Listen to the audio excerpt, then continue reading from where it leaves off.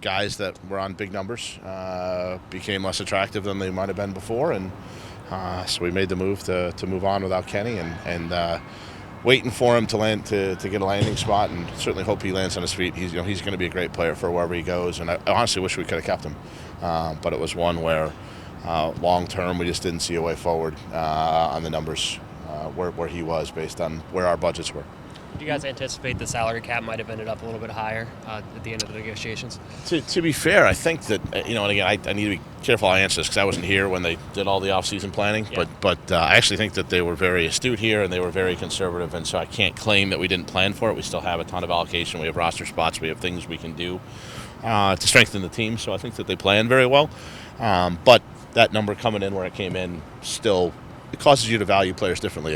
If you have a $10 million cap and a player makes $250,000, that's different than if you have a $3 million cap and a player makes $250,000. And every player has a value relative to the world market, and you look at who can I sign from abroad relative to what I can get for on this player on this contract in the league. And that's the decision we made, and that's why we moved on from Kenny. Sure, and the fact that the negotiations, I don't know if they were negotiations, but there was that lull in between when he kind of dropped off practice and now. Does that kind of indicate that you guys were at least maybe close to maybe being able to bring him back? We talked through some scenarios with Kenny. Kenny's a great guy, and Kenny worked with us, and I think Kenny was interested in trying to find a way to make it work here, and ultimately we weren't able to do that. And so, yeah, some of the timing was us trying to figure something out with Kenny, but we couldn't. So, again, I hope that we have clarity on the situation in the next couple of days. But basically, just to be clear to everybody, we bought Kenny out of his contract. What makes him free to go to another team in the league? That's the process that's happening right now. So whenever another team claims him, then he'll go to that team. So is the mechanics of it that he can effectively choose where he wants to play, or is there a waiver draft? Waiver. So it goes down a list of teams, and people say do they have is there a set number that he'll hit the budget at? Yep. Yeah. He gets waived, and then there's effectively a reverse auction, I guess you'd call it. Sure. And the team has to claim him at X number, and if they're willing to do that, then they get him.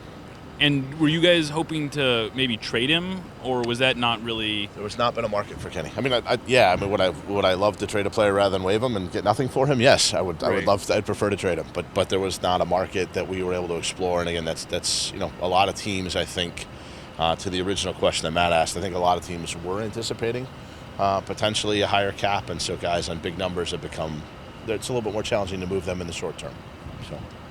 Especially after this Dallas match where both Clint and Oba were injured, is a forward something that's kind of a top priority for you guys? Actually, I don't know about that. I like Vic Mansoret a lot. I think he's done a great job as a young player.